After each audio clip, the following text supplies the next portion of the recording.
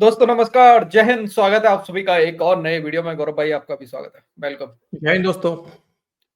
तो गौरव भाई जैसा कि कल या परसों परसों हुआ था शायद, जो यूएनएससी में गाजा पीस प्लान जो एग्रीमेंट है जो पास हुआ है, उस पे जैसा कि आपको पता है कि रसिया और चाइना ने मतलब वीटो तो नहीं किया, लेकिन वो एब्सेंट रहे, उन्होंने वोट ही नहीं किया। लेकिन पाकिस्तान ने भाई यहाँ पे इजराइल के हक में वोट डाला है। ठीक है, आज हम इस वीडियो में ना गौरव भाई है तो उसी से रिलेटेड वीडियो, लेकिन पाकिस्तान के जो मैनेस्ट्रीम मीडिया है उसका दोगलापन दिखाने वाले हैं। मतलब कि चाइना और रसिया के ऊपर तो ये लोग भड़के हुए हैं कि भाई तुमने वीटो क्यों नहीं किया। यार माँ कसम, सही में क्या? अरे देखो तो सही यार, आप यही बोल रहे कि भाई तुम लोगों ने वीटो क्यों नहीं किया, और खुद साला वहां पे जाके वोट डाल रहे हैं। अरे ठीक है, यार, तो चलते हैं, पहले वीडियो दिखा देते हैं भाई लोगों का, एंटरटेन करा देते हैं। चलो ठीक है यार, देखते भाई हैं लोग, पहले भाई क्या है। वीडियो पसंद आए लाइक शेयर एंड चैनल को सब्सक्राइब जरूर कर लेना। चलो गौरव भाई दिखाते हैं। अच्छा, सलीम बुखारी। हाँ हाँ। बुखारी साहब, डोनाल्ड ट्रंप की दो ममालिक के हवाले से ख्वाहिश है कि वो अब्राहम अकॉर्ड का हिस्सा बन जाए। एक को तो हमने डिस्कस कर लिया, सऊदी अरब। दूसरा है पाकिस्तान, बिकॉज आप अक्सर बात करते हैं कि पाकिस्तान इसराइल के लिए सबसे बड़ा थ्रेट है, the only nuclear Muslim country. Bukhari साहब, क्या पाकिस्तान कभी भी इस तरफ सोच भी सकता है या इस ख्वाहिश का इजहार भी, जैसे एमबीएस ने किया, कर सकता है कि हम अब्राहम अकॉर्ड एक तासुर देने की कोशिश की गई थी कि अगर सऊदी अरब पहल करता है इसराइल को तस्लीम करने की, तो पाकिस्तान भी शायद आंखें बंद करके उनके पीछे लग जाएगा।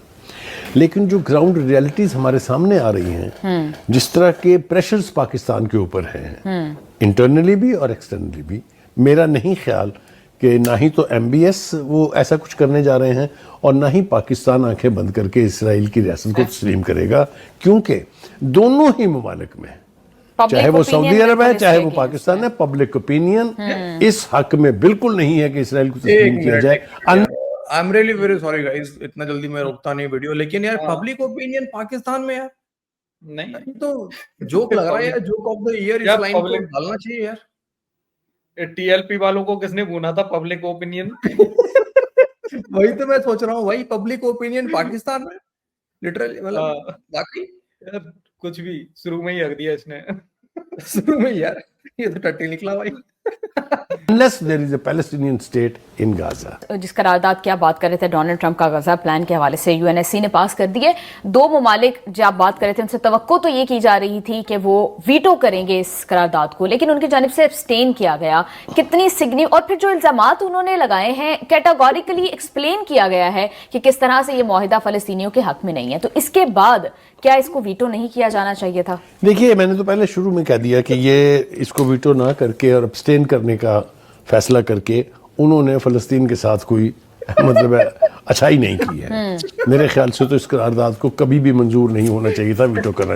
ये भाई, ये कसम से यार, ये लोग कुछ फूकते हैं भाई। अब तो मैं पक्का श्योर हूँ भाई, ये बिना फूके ऐसी हरकतें नहीं होती डीसी यार। मैं नहीं मान सकता यार माँ कसम, इनको नजर नहीं आ रहा भाई कि उसमें पाकिस्तान का नाम है भाई, जिसने साइन करा यार, जिसने हाँ किया। यार पाकिस्तान का नाम है। दूसरा, इन लोगों ने अभी तक ये नहीं बोला कि इनकी जो फौज जा रही है ना, इनकी तो फौज जाएगी वहां पे, फौज जाएगी हमारे से हथियार लेने के लिए। उस पे भी ये बात नहीं कर रहे। पाकिस्तान का मैनेस्ट्रीम मीडिया बात ही नहीं कर रहा भाई। यार वो तो छोड़ो, वो तो डीसी बात की बात है, लेकिन जो अभी हुआ है यार, कसम से अभी इन्होंने वोट दिया है यस के हक में, मतलब हाँ के हक में वोट दिया है भाई साहब। और ये कह रहा है कि चाइना ने वीटो क्यों नहीं किया, रसिया ने वीटो क्यों नहीं किया, और खुद जो तुमने हाँ किया है उसका क्या मुझसे कह रहे हो? किस मुंह? अरे यार डॉलर भी तो पकड़ा है ना यार गौरव भाई, वोट तो देना पड़ेगा यार। डॉलर नहीं पकड़ रहे ये लोग। मैं तो ये कह रहा हूँ, फौज भी तो इन्हीं की जाएगी ना फिर यार। फौज भी तो इन्हीं की जाएगी हमारे से हथियार छीनने के लिए। पाकिस्तानी $10,000 मांग रहे हैं सर एक फौज के ऊपर में। खबरें बता रहा हूँ आपको मैं। 150 रुपया नहीं सर, $100 की बात हुई है। $100 सामने से $100 का ऑफर आया है कि $100, $10,000 पाकिस्तान ने मांगा। $100 कहा सामने वाले ने, अमेरिका ने, ठीक है, या बाकी मिडिल ईस्ट सऊदी वूदी ने कहा होगा। बाकी मिला जुला के भी $500 पे मामला जो है वो लगभग मामला हो रहा है कि ठीक है $500 दे देंगे एक फौजी पे। ठीक है, ये हाल है सर इनका। खतरनाक है। चाहिए सर। अब आप देखें, जवाब भी खुद चीन और रूस के जो मंदूब हैं वो पेश कर रहे हैं। मैं उसकी तफसील थोड़ी सी बताना चाहूंगा आपको। एक तो वो कह रहे हैं कि गजा फलस्तीन का है और किसी का नहीं, ये मुश्तरका रद्द-ए-अमल है रूस और चाइना का। जी। फिर वो ये कह रहे हैं कि जो इंटरनेशनल स्टेबलाइजेशन फोर्स बननी थी उसके भी जो करैक्टरिस्टिक्स हैं वो उसके ऊपर कोई वजाहत नहीं दी गई है कि उसमें से कौन कौन से ममालिक जो हैं वो होंगे।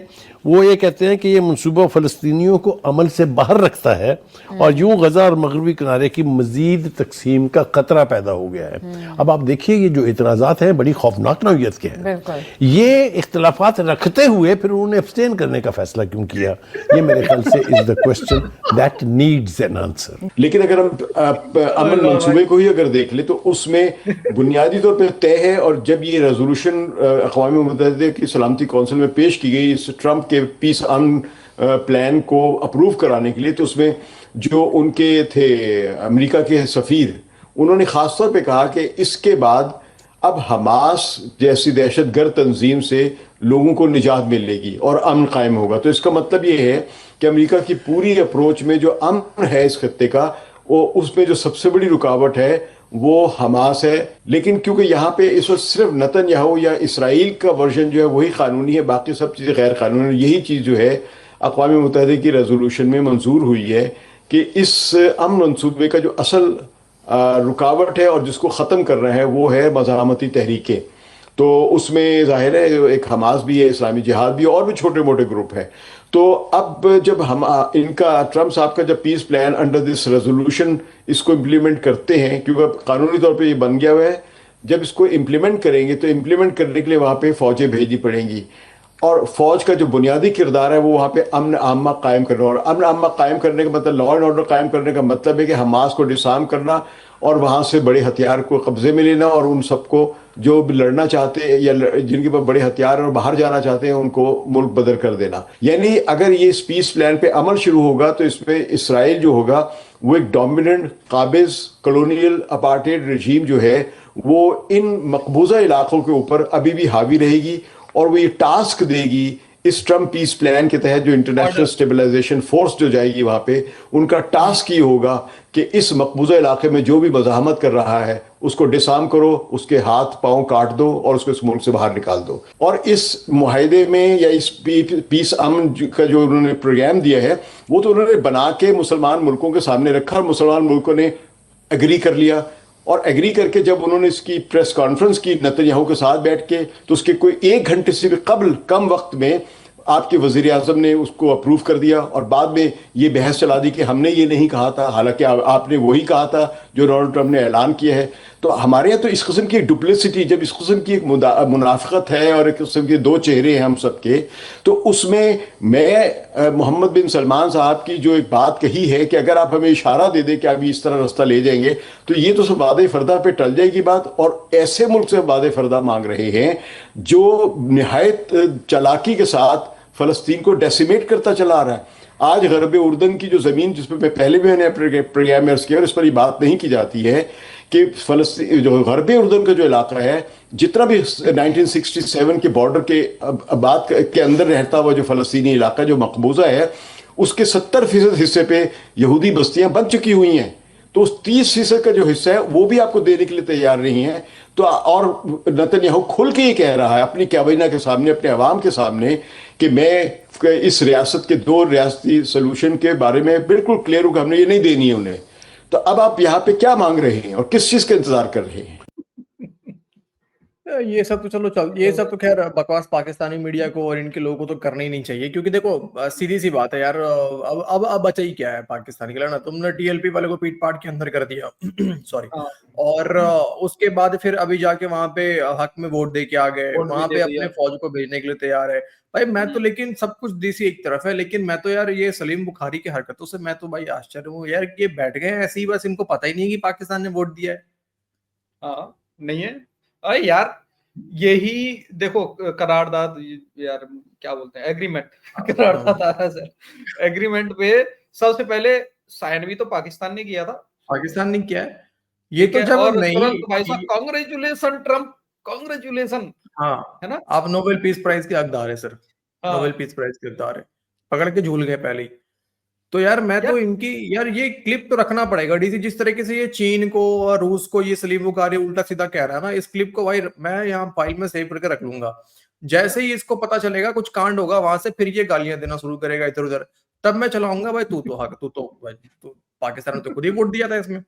हाँ सही बात है। हाँ, ये मेन स्ट्रीम में बैठ के प्रोग्राम कर रहे हैं, ये चीन रूस को कह रहा है कि तू अब्सटेंड क्यों कर गया भाई साहब, तूने वीटो क्यों नहीं किया, लेकिन अपने आप को नहीं दिख रहा कि मैंने तो खुद तो यस करा हुआ है जाके। खुद को कैसे बोल देगा यार, आसिम मुन्नीर जो लेके घूमता है ना वो कर देगा पीछे डंडा कर देगा भाई यार देख लो भाई, ये दोगलापन है पाकिस्तानियों का भाई लोग, यही दिखाने की मैं आपसे बात कर रहा था शुरू में। बाकी आपको कुछ बोलना हो अपनी राय कमेंट सेक्शन में जरूर देना। वीडियो पसंद आई तो लाइक शेयर एंड चैनल को सब्सक्राइब कर देना। मिलते किसी नेक्स्ट वीडियो में। जय हिंद गौरव भाई एंड जय हिंद सभी भाई। जय हिंद दोस्तों।